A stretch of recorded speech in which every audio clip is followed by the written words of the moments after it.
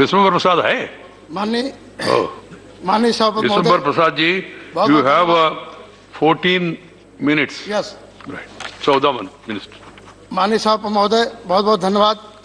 आज मुझे सामान्य बजट 2021-22 के में बोलने का मौका हमारे समाजवादी पार्टी के हमारे संसदीय दल के नेता आदरणीय प्रोफेसर साहब ने और समाजवादी पार्टी के राष्ट्रीय अध्यक्ष माननीय अखिलेश यादव ने दिया है। मैं उनको बधाई देता हूं, धन्यवाद देता हूं। चूँकि आज देश के प्रथम स्वतंत्रता संग्राम सेनानी तिलका मांझी जी का आज जन्म दिवस है, जो 1857 की क्रांति में भाग लिया था। मैं उनको सत सत नमन करता हूं। और मानवर ऐसे मौके पर बजट आया है, मुझे बोलने का मौका मिला है, जब देश का अन्नदाता दिल्ली के बॉर्डरों पर 3 जो कृषि कानून उनके विरोध बने हैं उनको वापस करने के लिए धरने पर बैठा है। एमएसपी के कानून बनाने की मांग कर रहा है, सिविल कोर्ट से जो बाहर कर दिया है उसके बारे में बात कर रहा है। तो मानवर मैं ज़्यादा आंकड़े में नहीं जाऊंगा। कपिल सिब्बल साहब ने पूरे आंकड़े सहित सारा कुछ रख दिया है। मैं चूँकि उत्तर प्रदेश से आता हूँ, मैं उत्तर प्रदेश के बारे में बताना चाहूँगा कि उत्तर प्रदेश की सड़कों पुलों के बारे में बजट में कोई स्थान नहीं दिया गया है। मैं देख रहा हूँ कि हमारे बांदा फतेहपुर उधर यमुना नदी पर माननीय अखिलेश यादव जी की सरकार में नदियों पर पुल बनाए गए थे, जिसमें मरका घाट का पुल, अवगासी घाट का पुल, दानो घाट का पुल, ये यमुना नदी में बन गए थे। 75% काम हो गया था, तो उनको अभी तक शुरू नहीं किया गया, उनके लिए बजट नहीं जारी किया गया है। ममसी घाट पुल, बागे नदी, बांदा शहर रिंग रोड बाईपास पुल, रेलवे पुल के केन नदी पुल, इस तरह से झांसी में जो है हम देख रहे हैं बहुत दिनों से, कम से कम 6 साल से जो है सीपरी जो झांसी का शहर है उसमें रेलवे ऊपरगामी पुल का निर्माण अभी अधूरा है। एरज बांध 75% पूरा हो गया है और उसका पैसा रोक दिया गया है और अभी तक काम नहीं हुआ। कोटरा का पुल बेतवा नदी में, ललितपुर में देवगढ़ रेलवे क्रॉसिंग का पुल, इस तरह से मानवर मैं देख, चूँकि हम फतेहपुर में से लोकसभा सांसद भी रहे हैं, वहाँ मैं भी गया था।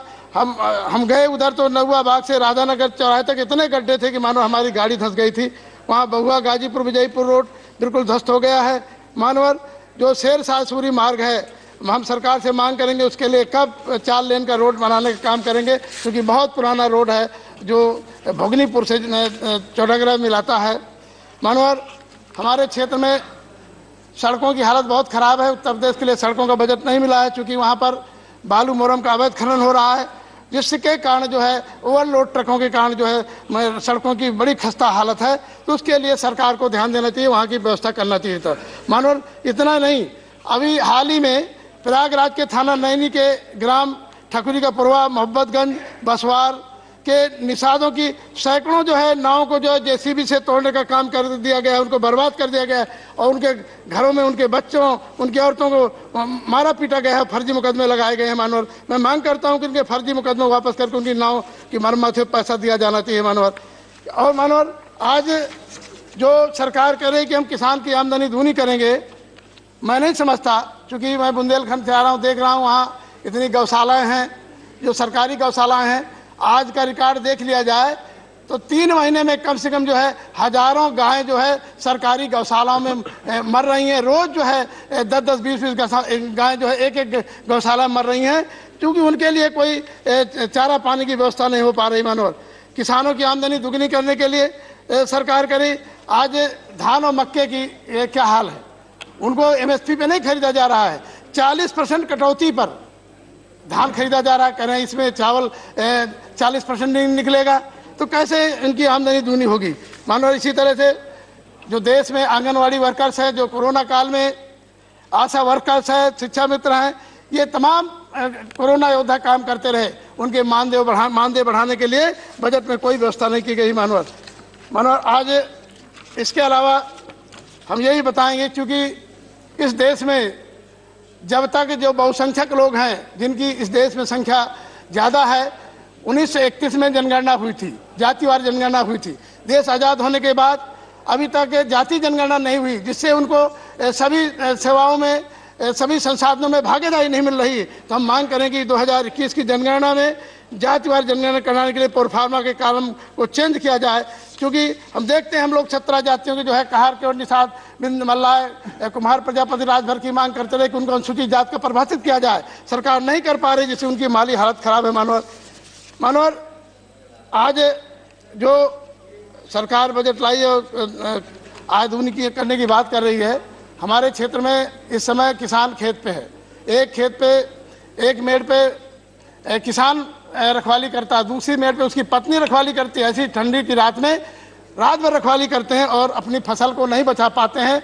अभी कल ही एक हमारे बांदा जिले का किसान जो है जब उसकी पूरी फसल नष्ट हो गई तो उसने फांसी लगा करके वहीं अपने खेत में ही जो है आत्महत्या कर ली। मानवर तो इस तरह से हम मांग करते हैं कि इसको प्रधानमंत्री फसल बीमा में जो है जो पशुओं से जानवरों से जंगली जानवरों से जो फसल नुकसान हो जाता है तो उसको इसमें सिचुएट किया जाना चाहिए, उसको माना जाना चाहिए। मानवर क्योंकि मानव सरकार के पास मैं उत्तर प्रदेश के हाल देख रहा हूँ, ये बजट इन्होंने 2021 का बनाया है, पूरी तरह दिवालिया बजट है।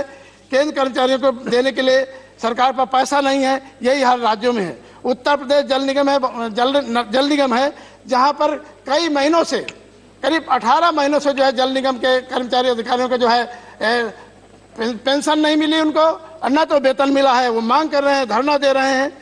यही हर सेक्टर में केंद्र सरकार फेल है। इसलिए पिछले 5 सालों में जितनी भी घोषणाएं की गई थी कोई भी सरकार पूरी नहीं की है। स्मार्ट सिटी में आज तक एक भी शहर नहीं बना है, बुलेट ट्रेन नहीं चली है और अभी तक एक भी घोषणा पूरी नहीं हुई है। नोटबंदी और जीएसटी से देश की अर्थव्यवस्था की कमर टूट गई है।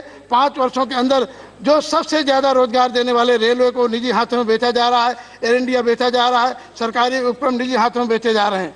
पिछले 5 सालों में रोजगार बढ़ने के बजाय रोजगार घटे हैं। बजट केवल आंकड़ेबाजी का झूठ का पुलिंदा है। देश का नौजवान किसान बजट से हताश और निराश है। घाटे की खेती होने के कारण हमारे बुंदेलखंड का किसान जो है आत्महत्याएं कर रहा है। मानो हमारे बुंदेलखंड में मानिकपुर तक एक उत्तर प्रदेश संपर्क क्रांति चलती थी, उसको अभी 31 मार्च तक के लिए सरकार ने रेल विभाग ने किया है, उसको स्थायी किया जाए, नहीं तो वहाँ के जितना भी मजदूर और गरीब आदमी आता है तो उसके लिए कोई साधन नहीं है। चित्रकूट में मानो हवाई अड्डा कमर्शियल बनाने की मांग बहुत दिन से चल रही है, अभी तक सरकार ने नहीं बनाया है। इसी तरह से गतिमान एक्सप्रेस चलती है जो निजामुद्दीन से झांसी, उसको खजुराहो तक बढ़ाने की मांग वहाँ के लोगों की चल रही है। निजामुद्दीन से और उत्तर प्रदेश के बांदा खैरार रेलवे स्टेशन के बीच दुरेड़ी नया रेलवे हाल्ट स्टेशन बनाने की मांग बहुत दिन से चल रही है।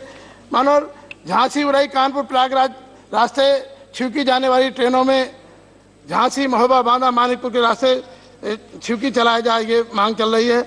एक मानो ट्रेन चलती थी प्रयागराज से लोकमान्य तिलक टर्मिनल तक जाने वाली तुलसी एक्सप्रेस में पर डे जो है यात्री जाते हैं, जो सप्ताह में केवल 2 दिन चलती थी, उसको जब नियमित ट्रेन चले तो उसको पर डे चलाने की व्यवस्था किया जाए। मानो बुंदेलखंड में चाहे चित्रकूट हो, चाहे बांदा हो, चाहे महोबा हो, चाहे हमीरपुर हो, चाहे झांसी हो, जालौन में, वहाँ पर खेतों में सिंचाई का अभाव है। सिंचाई के अभाव न होने से वहाँ किसान हताश और निराश रहता है। आत्महत्याएं सबसे ज़्यादा बुंदेलखंड में होती हैं। बुंदेलखंड के विकास हेतु हम सोचते थे कि बजट में जो है स्पेशल पैकेज दिया जाएगा, तो लेकिन वहाँ का बुंदेलखंड का किसान हताश निराश हुआ है। कोई भी बजट में प्रावधान नहीं किया गया है।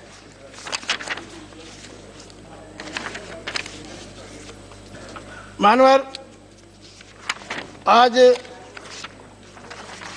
जो एमएसपी को लेकर के आशंकाएं की जा रही हैं, किसानों की पूरी तरह से सही है। और ये जिस तरह से भारत को फिर से गुलाम बनाने के लिए उद्योगपतियों के इशारे पर जो ये किसान बिल बनाया गया है, जब किसान नहीं चाहता तो उसको क्यों ज़बरदस्ती थोपा जा रहा है। ये किसान बिल तीनों वापस किए जाएं और किसानों की मांग जो एमएसपी की गारंटी कानून बनाया जाए। सैनिक स्कूलों में भी निजीकरण किया जा रहा है, जो उनकी क्वालिटी थी वो घटेगी। भारतीय जीवन बीमा को बर्बाद करने के लिए 74% शेयर बेचने की घोषणा की गई है, जिससे बीमा धारकों के लिए जो है बुरी खबर है। सरकारी जो 32 उपक्रम है निजी हाथों में बेचे जा रहे हैं, ये मानवर पूरी तरह से देश हित में नहीं है। जो सरकारी बैंक हैं उनको प्राइवेट किया जा रहा है और प्राइवेट बैंकों को बढ़ावा दिया जा रहा है, जिससे कोई गारंटी नहीं है। जब प्राइवेट सरकारी बैंकों को पैसा लेकर के लोग चले गए, नीरव मोदी, विजय माल्या जैसे, तो प्राइवेट बैंक अगर पैसा लेके चले जाएंगे तो उसके लिए किसान क्या करेगा। स्वदेशी के नारा का क्या हुआ? ये बजट अमीर और गरीब के बीच की खाई और बढ़ाएगा, गरीब और गरीब हो जाएगा। बेरोजगारों, नौजवानों, किसानों को, छोटे व्यापारियों, अल्प आय के लोगों के लिए ये बजट बहुत निराशाजनक है।